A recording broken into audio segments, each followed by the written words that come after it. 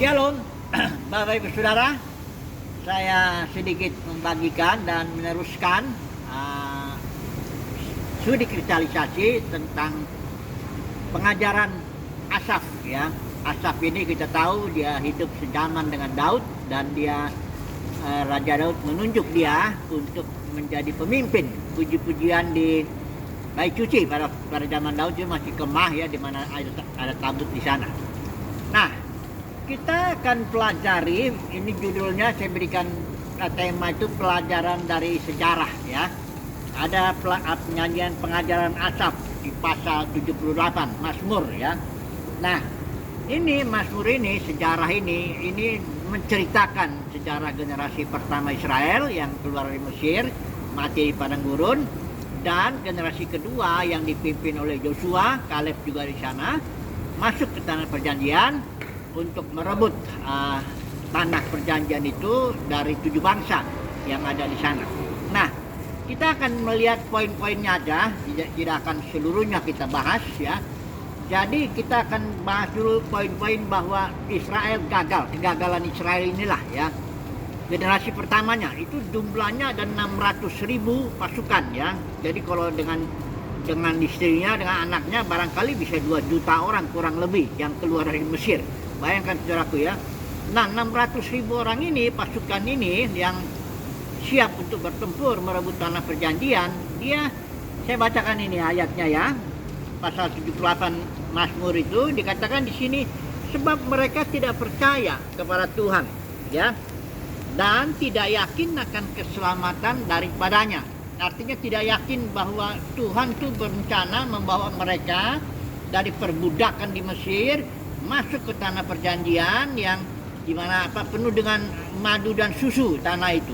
Mereka nggak yakin, nggak percaya gitu. Ketika nanti ada masalah mereka mulai goncang ya, nggak ada air, mereka mulai bersungut-sungut ya. Ekspresi dari tidak percaya itu bersungut-sungut ya, protes terhadap urusan Tuhan, protes terhadap rancangan Tuhan, protes terhadap pengaturan Tuhan dalam hidupnya generasi pertama ini. Sehingga akhirnya Tuhan bilang ya, di Kades Barnea ini kita lihat lagi ya, di titik di mana Musa mengutus 12 pengintai ya, termasuk di situ Yosua dan Kaleb. Utus dulu masuk ke situ, ke tanah perjanjian itu, lihat-lihat bagaimana situasinya. Ketika mereka pulang, kita tahu bahwa yang 10 orang ini beritakan sesuatu yang negatif sekali. Mereka bilang itu orang-orang yang tinggal di sana besar-besar badannya ya, temboknya pun tinggi-tinggi, bahkan sampai ke langit dan sebagainya. Sehingga ini kabar ini membuat seluruh pasukan yang 600.000 itu menjadi berontak dan ingin kembali ke Mesir ya. Tapi Yosua dengan Kaleb tetap ya, mereka bilang bahwa kita mampu. Apalagi Kaleb bilang ya, kita mampu karena Tuhan menyertai kita ya. Bahkan Kaleb bilang itu akan jadi makanan kita, itu tantangan itu ya. Inilah spiritnya Kaleb, itu beda sekali ya dengan spiritnya dari 600.000 pasukan Israel itu. Nah, akhirnya kita tahu generasi pertama Tuhan tidak mau dibiarkan Tuhan. Kalau saya baca ini ya, disiplin Tuhan atas generasi pertama itu dikatakan mereka dibiarkan hari-hari mereka habis di dalam kesia-siaan di padang gurun. 40 tahun mereka mati ya. Saya baca dulu ya ayat 33 ini. Sebab itu ia Tuhan ya membuat hari-hari mereka habis dalam kesia-siaan dan tahun-tahun mereka dalam kekejutan. Ini karena mereka selalu bersungut-sungut, tidak percaya akan Tuhan, tidak yakin akan keselamatan Tuhan, tidak yakin akan pimpinan Tuhan. Akhirnya disiplinnya itu adalah mereka hari-hari mereka habis sia-sia begitu. Masih hidup dia itu. Kurang lebih cuma 2 tahun lah perjalanan itu dari Mesir ke Kades Barnea. 38 tahun lagi mereka hanya hidup dalam kesia-siaan. Tetap dipelihara Tuhan. Tuhan tetap kasih mana. Mana itu roti yang dari surga itu 40 tahun orang Israel makan itu. Sudah gitu kasutnya itu kaki ya, sendalnya itu udah rusak ya. Semuanya Tuhan pelihara tetap. Tapi karena mereka berontak, bersungut-sungut, ya tetap mereka hidup dalam kesia-siaan. Hari-hari mereka habis. Nah, ini kita jadi pelajaran lah ya. Pelajaran dari generasi pertama, jangan kita tidak percaya, jangan kita bersungut-sungut, jangan tidak yakin akan keselamatannya. Semuanya kan diatur Tuhan dan sebagainya ya. Itu satu. Generasi kedua, masuklah ini di bawah pimpinan. Satu lagi, kita harus bicara tentang Musa ini, karena Musa pun akhirnya tidak sampai ke tanah perjanjian. Saya bacakan satu ayat mengapa demikian ya. Kita tahu ceritanya ketika Musa teledor dengan kata-katanya di gunung batu itu. Israel minta air, dia pukul itu 2 kali dan dia ngomong karena hatinya sudah pahit. Saya baca dulu ya, Mazmur 106 ayat 33. Ini tentang Musa ya. Sebab mereka memahitkan hatinya sehingga ia teledor dengan kata-katanya. Jadi Musa ini ya bayangkanlah 40 tahun menghadapi sungut-sungut ya, atau 2 tahun pertama lah juga itu sungut-sungut terus ya, protes sana protes, dia nggak tahan ya.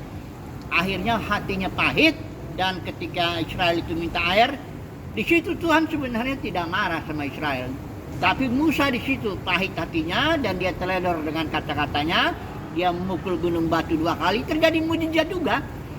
Mujizat tetap terjadi ya, itu karena Tuhan baik. Tapi Musa karena dia salah, hatinya sudah pahit, akhirnya dia tidak masuk ke tanah perjanjian juga. Tapi kita jangan menyangka bahwa Musa itu seorang yang, katakanlah seorang yang gagal gitu. Oh enggak, Musa itu bisa dibilang bapak daripada bangsa Israel. Dialah yang mengeluarkan hasil ministrinya itu, mengeluarkan bangsa Israel dari perbudakan, membuat Israel menjadi umat bangsa pilihan Tuhan, ikat perjanjian dengan Yahweh, kasih hukum Taurat. Oh ini luar biasa. Musa nggak bisa dibandingkan dengan pemimpin-pemimpin lain Israel, karena dia katakanlah bapak bangsa lah. Seperti kalau kita Indonesia ini Bung Karno lah, itu bapak bangsa Indonesia ini ya.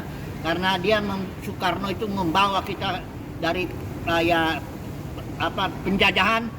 Dia membuat kita jadi memiliki rasa kebangsaan, rasa nasionalisme. Sebagai suatu bangsa, kita tidak menjiplak begitu aja bangsa-bangsa lain. Ini hasil karya Soekarno ini.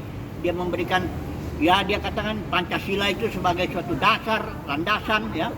Ini luar biasa. Jadi Musa pun luar biasa. Luar biasa dia, tapi dia gagal masuk ke tanah perjanjian karena pahit hatinya dan dia teledor dengan kata-katanya. Nah kita masuk langsung cepat generasi kedua ini ya. Di bawah pimpinan Yosua ini. Mereka sudah merebut dia tanah beberapa dalam peperangan zaman Yosua itu, boleh dibilang itu boleh dikatakan zaman puncak lah. Ada ayat dalam kitab Yosua dibilang dari segala yang Tuhan janjikan tidak ada yang tidak dipenuhi, semuanya terpenuhi ya. Tetapi setelah itu mulai ada di sini di ayat ini dikatakan kemah suci atau ya kemah Musa ya, itu dibawa ke Shilo. Shilo itu daerah Efraim ya, sukunya Yosua ya. Nah, kita tahu di zaman itu Efraim itu ada Imam Eli ya dengan anaknya Hofni Pinehas. Itu tabut kan dirampas oleh Filistin ya, dan tidak balik lagi. Berjalan gitu akhirnya Tuhan dikatakan di sini dia menolak. Perhatikan ya. Ayat 67 saya baca, ia menolak kemah Yusuf dan suku Efraim tidak dipilihnya. Tetapi ia memilih suku Yehuda, gunung Sion yang dikasihnya. Ia membangun tempat kudusnya setinggi langitnya, maksudnya di Yerusalem akhirnya ya. Salomo ya membangun bait suci itu. Nah kita melihat di sini bahwa perjalanan belajar sejarah lah ya. Tuhan memang memakai ya, semua dipakai Tuhan, bahkan keledai pun dipakai Tuhan untuk menegur itu Nabi Bebal itu si Bileam. Tapi kita harus sadar bahwa ada juga disiplin Tuhan ya. Kalau misalnya generasi pertama ini ya, dia gagal, iya disiplinnya ya itu keputusan Tuhan lah. Disiplinnya apa? Kalau generasi pertama disiplinnya nggak dapat warisan. Kalau Musa disiplinnya ya dia nggak masuk tanah perjanjian. Kalau suku Efraim atau kemah Yusuf ini, bait suci yang tadinya di Shilo daerah Efraim itu dipindahin jadi sekarang di Yerusalem ya, dan Daud yang dipilih dan sebagainya. Jadi kita ini pelajaran dari sejarah ya, ini pelajaran sejarah Israel ya. Coba dulu kita terapkan kepada diri kita saat ini. Kita harus belajar setidaknya dari dua sejarah lah ya. Pertama, sejarah pribadi kita sebagai anak Tuhan yang mengikut Tuhan, kita mesti belajar ini ya. Jangan bersungut-sungut, jangan tidak percaya, jangan tidak yakin akan pimpinan Tuhan, akan keselamatan Tuhan. Ini kita belajar ya. percaya aja lah ya, karena Tuhan bekerja melalui kesalahan kita, melalui kesalahan orang lain kepada kita, melalui serangan iblis. Tuhan bekerja untuk mendatangkan kebaikan semuanya itu. Jadi kesimpulannya semua baik hidup kita ini. Jadi jangan disungut-sungut, jangan diprotes lah kebesaran Tuhan itu, jangan diprotes, terima aja ya. Kita lakukan yang terbaik, kita cari kehendak Tuhan, tapi setelah itu terjadi hal-hal yang nggak kita sangka, terima aja, itu baik ya. Apapun juga, mau menyakitkan kita, mau mengecewakan kita, mau apapun, itu baik dan tidak perlu disesali. Semua sudah diatur Tuhan. Itu pelajaran dari pribadi. Kalau dari gereja perlu juga, karena gereja itu gereja mula-mula udah pecah menjadi puluhan ribu denominasi. Ajaran Jebel, Bileam, Nikolaus, itu Wahyu 18 ayat 4 bilang jangan ikut campur. Ya, jangan ikut-ikut dagang, melayani tapi dagang ya, cari untung dari pelayanan, cari uang, cari jabatan, ya. Semuanya cari hormat manusia. Ini yang begini-begini ini jangan diikutin ya. Walaupun orang bisa terkenal sebagai, jangan diikutin ya.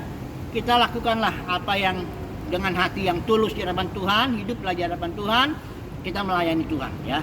Nanti di hari penghakiman Tuhan sendiri akan menilai kita semua. Jadi inilah dia suatu pelajaran dari sejarah yang kita perlu sebagai anak Tuhan, belajar dari sejarah dan kita ambil baiknya lah, katakan begitu.